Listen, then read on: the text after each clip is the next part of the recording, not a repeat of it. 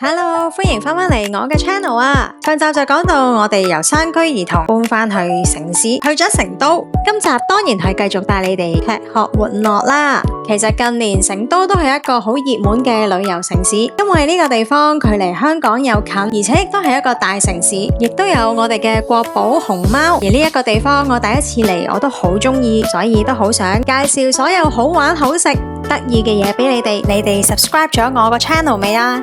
未嘅話，記住而家快啲 subscribe， 撳埋個啷啷啊！嚟到成都嘅市中心，如果你想揾熊貓嘅蹤影呢，唔一定要去熊貓基地睇真熊貓噶。呢度有兩個地方呢，都啱晒一啲中意文創同埋打卡嘅你。首先就係呢一個熊貓郵局啦，呢度唔單止係一個郵局，簡直係一個熊貓控嘅天堂啊！喺呢度呢，你可以揾到全世界最齊全嘅熊貓郵票同埋文創嘅產品。最緊要嘅係記得喺呢一度寫張 postcard 啦，因為呢度會給咗成都限定嘅熊貓郵遞，寄俾你自己或者寄俾親朋好友。呢一個係最佳有紀念價值嘅手信嚟㗎。跟住呢度仲可以根據唔同嘅月份，譬如你想喺今年10月嘅時候先寄出，你就可以入落呢個10月嗰個箱嗰度。呢個叫做時光郵件，好有心啊！呢個多好多 postcard 咯。嚟到呢一間郵局咧，你一定咧會俾呢一幅過千款 postcard 牆嚇親啊！咩品種嘅熊貓 postcard 咧，你都可以喺呢一埲牆嗰度揾到啊！提一提大家，其實2樓咧原本係規劃咗一個成都郵政文化陳列館噶，不過我去嘅時候，似乎好似仲未正式開放。如果你哋去嘅時候已經開放咗，記住留言話俾我聽入邊正唔正啊！而家2樓呢，就係一個 cafe 嚟嘅，最吸睛嘅地方就係每一張台都坐住咗一隻巨型嘅熊貓公仔，陪你一齊飲咖啡啊！影相呃 like 必備噶。去完熊貓郵局，唔爭再去埋呢一間熊貓書店。呢間熊貓書店喺太古里行過去只係10分鐘左右嘅啫，你一定會揀到你心儀嘅產品買俾你啲朋友噶。真係一個熊貓愛好者嘅天堂啊！不愧為全國首間嘅熊貓主題書店。之後我哋就返去太古里附近嗰度食飯啦。嚟到太古里想食一餐好嘅素菜呢，一定要嚟呢一間蜜尋茶室啊！佢引申喺一個8年嘅4合院入邊，係成都唯一一間米芝蓮1星素食餐廳嚟噶，同時都係成都唯一一間攞到米芝蓮6星嘅餐廳。6星係綠色嘅綠，表揚佢哋喺可持續餐飲方面嘅卓越表現。餐廳嘅理念呢，就係 from farm to table， 佢哋大量咁樣採用大熊貓棲息地周邊社區嘅生態食材。佢哋呢個 Michelin 嘅 tasting menu 嘅體驗呢，都真係非常之精緻噶，由前菜3味到湯到主菜到甜品，佢哋嘅 menu 咧都會隨住季節轉換。佢哋嘅招牌菜咧就有呢個麻婆豆腐同埋呢一個手工菠菜擔擔麵啊。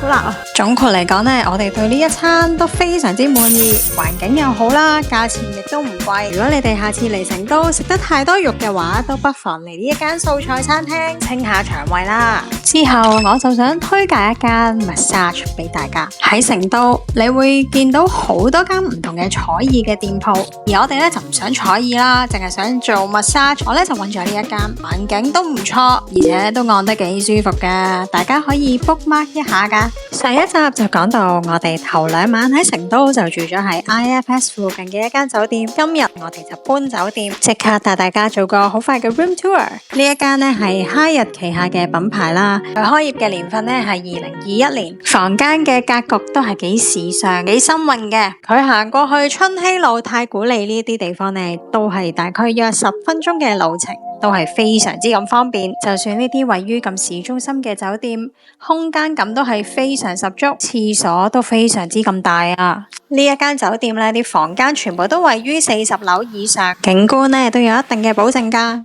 做完呢個 room tour，就要帶大家去呢一個成都嘅最時尚嘅地標東郊記憶啦。嗱，其實東郊記憶嘅前身呢，就係成都國營紅光電子管廠，呢一度呢係興建於1958年，係中國西部重要嘅電子生產基地。呢度曾經創造過唔少中國第一噶，直至到2009年，政府就決定將呢一個老嘅工廠區活化利用，經過改造之後，而家東郊記憶仲成為咗國家4A 嘅旅遊景區添噶。東郊記憶咧最正嘅地方就係保留晒所有老廠房嘅原貌，然之後再加入咗一啲好潮嘅元素。你而家見到嘅紅磚廠房，又或者係啲煙通啊、水塔啊，其實呢啲全部都喺1958年嘅時候就已經係完整咁樣保留咗落嚟啦。東郊記憶呢度咧係潮牌嘅集中地，累計咧已經引入咗超過80間店噶啦。呢度有好多美式嘅復古潮牌，亦都有好多 DIY 嘅潮服空間。呢度超過80%嘅遊客都係年輕人嚟噶。呢度除咗有潮店，都有好多餐廳，集合咗各式嘅美食。我哋今次咧就揀咗呢間泰國嘢，因為好耐冇食過啦。其實呢一區咧有好多 cafe 啦，有 burger shop 啦，有好多都係工業風嘅設計，大家都可以試唔同嘅嘢噶。嚟到東郊記憶，行到攰攰地，又可以揾一間茶館坐低，體驗下成都最潮嘅圍爐煮茶。呢一度咧就好似喺一個森林入邊，圍住啲炭爐一齊煮下熱茶，燒下番薯。成個感覺咧真係超爆超噶。不過呢度 weekend 咧就比較多人嘅，如果你想霸個靚位嘅話，記住要早啲啊。而另外一樣喺東郊記憶，一定要預留一晚俾熟宴府。呢度係全國第一間全景沉浸式漢文化嘅主題嘅 show， 但係呢度一定要提前 book 先至可以 book 到位嘅。呢度咧有超過400套漢服嘅主題裝造。等你可以化身為皇帝后妃，呢度咧仲有專業嘅化妝師幫你打造一個一絲不苟嘅古代造型啊！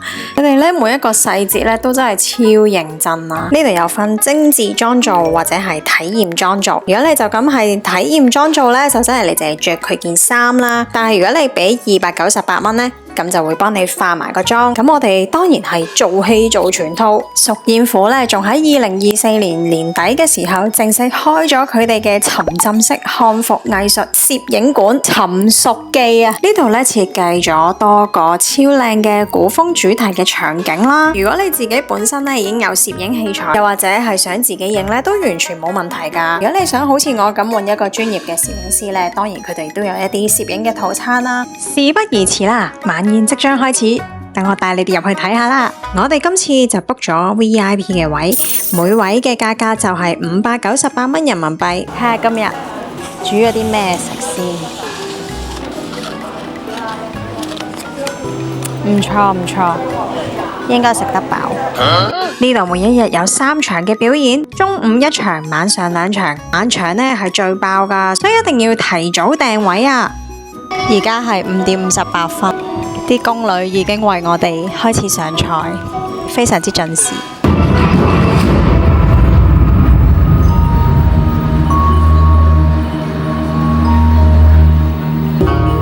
邀宾客，享宴乐嘉舞，踏无忧。熟宴府其中一樣最正嘅地方呢，就係7道菜配7個表演，每一道菜上台都會有一個相應嘅古風表演同步上演，而且菜單同表演都會隨住季節而變換。例如夏天就唔會有呢個燉湯飲啦。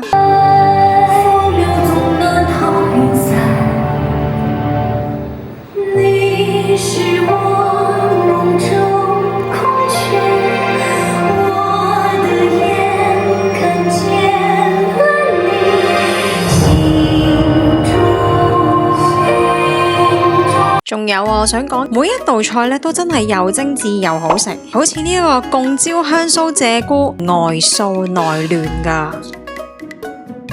呢個超大嘅鮑魚配上呢一碗金汁撈飯一流啊！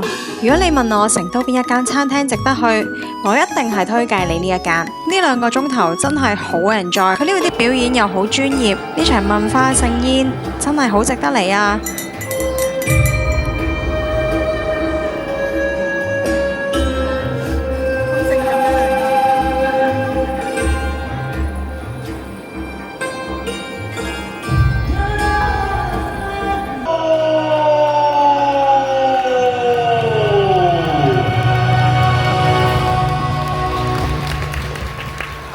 呢一日終於去到我哋今次呢一個旅程其中一個重頭戲，就係成都嘅熊貓基地啊！嗱，記住啊，呢一個咧都一定要提前網上預約門票噶，因為現場咧係冇飛賣噶。熊貓最活躍嘅時間咧係喺8點鐘至到10點鐘。如果你晏晝去嘅話，你就會淨係睇到熊貓喺度瞓覺噶啦。如果你一早去到，好似我哋咁，你就有機會睇到佢食粥噶啦。佢哋每一日起碼會食10幾至到30幾公斤嘅粥。但係其實咧，佢哋唔好消化到嘅，吸收率咧只係得17%，所以佢哋就不斷食不斷食。其實佢哋揸住支竹喺度食嘅時候，有啲似啲人喺度揸住碌蔗咁啊！你係咪以為熊貓求其有竹就會食呢？錯啦，佢哋咧其實係超級挑剔噶。首先咧，佢哋要聞下啲竹究竟新唔新鮮啦，之後就要再食細細啖咁樣試下味先。唔新鮮或者太老或者唔啱佢食嘅咧，佢聞完就會掉頭走噶啦。就算係一條竹咧，佢都淨係會食中間最嫩嗰一節，個頂咧太幼又唔會食，個底太硬亦都唔會食。佢哋咧真係好識食噶。嚟到熊貓基地咧，千祈唔好淨係掛住睇大熊貓喎，仲有一啲細細隻嘅小熊貓。而家呢一度咧就有一個小熊貓嘅生態放養區，呢度嘅小熊貓咧全部都係散養嘅，運氣好嘅話係可以超近距離咁樣見到佢噶。最後另一個一定要去嘅地方咧，就係呢啲幼年大熊貓嘅別墅啦，俾熊貓小朋友住噶，所以佢哋咧係比其他嘅熊貓咧係活躍好多。佢哋咧仲會爬嚟爬去咁樣，你睇下呢兩隻真係超得意咯。跟住落嚟要介紹嘅咧，就係呢一個熊貓星球光影展。呢一個咧係全球首個熊貓主題嘅光影大展嚟噶。咁佢咧入邊有呢個光影大廳啦，佢就係話俾你聽國寶熊貓嘅前世今生。雖然呢一個展覽咧就要另外俾錢啦，就好似大概係40幾蚊人民幣。但係我自己覺得咧係好適合帶小朋友入嚟嘅，因為我覺得咧佢呢個光影展覽咧係非常之有教育意義。其實佢咧 overall 咧就想帶出一個好重要嘅信息啦，就係叫你哋保護成個生態嘅系統。佢用一個全景式嘅方法啦，去話俾你聽，其實喺800年前古代嘅熊貓到今時今日嘅國寶係經歷咗啲乜嘢嘅演化，而熊貓又分布喺啲咩中國嘅地區。咁所以我覺得呢一度咧，其實係會幫小朋友好似上咗一堂好生動嘅自然教育科咁樣啦。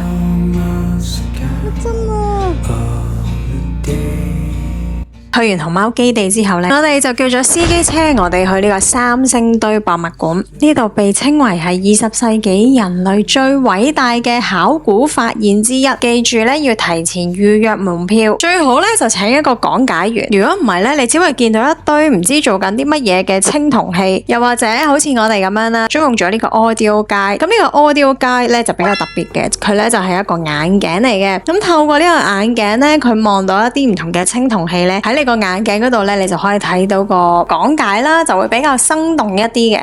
之後我哋就食最後一餐嘅 dinner 啦，我哋就去咗呢間原理火鍋。呢間原理火鍋咧都喺成都嘅火鍋界裏面好出名噶，單係呢度嘅裝修咧已經獲獎無數噶啦。而呢度啲食材咧都非常之新鮮。喺上一集咧，我咪去咗嗰間李珊珊茶飲店嘅。我上一次就見到點解隔籬嗰間甜品鋪長期都咁多人嘅咧？今日我哋決定食完火鍋之後，就嚟呢一間甜品鋪試下。呢一間係成都一間人氣超高嘅甜品鋪，其實咧佢係由香港嘅師傅煮嚟，主打一啲超高性價比嘅細碗甜品，39蚊就可以任食超過60幾款嘅甜品同埋小食。我哋咧就唔食自助餐啦，因為已經好飽，所以咧我哋就單點咗幾樣嘢，味道咧都真係幾唔錯噶。佢細碗咁樣，最啱咧就係飯後甜品啦。咁就嚟到呢一個9日四川 road trip 之旅嘅尾聲啦。多謝你收睇我1連3集介紹四川同成都嘅行程。未睇之前嗰2集嘅你，記得快啲去睇返啦。中意我條影片嘅你，記得唔好吝嗇你寶貴嘅 like， 仲要 share 俾朋友，撳埋個鐘仔，下一條影片出嘅時候就會通知你噶啦。我哋下次再見啦，拜拜。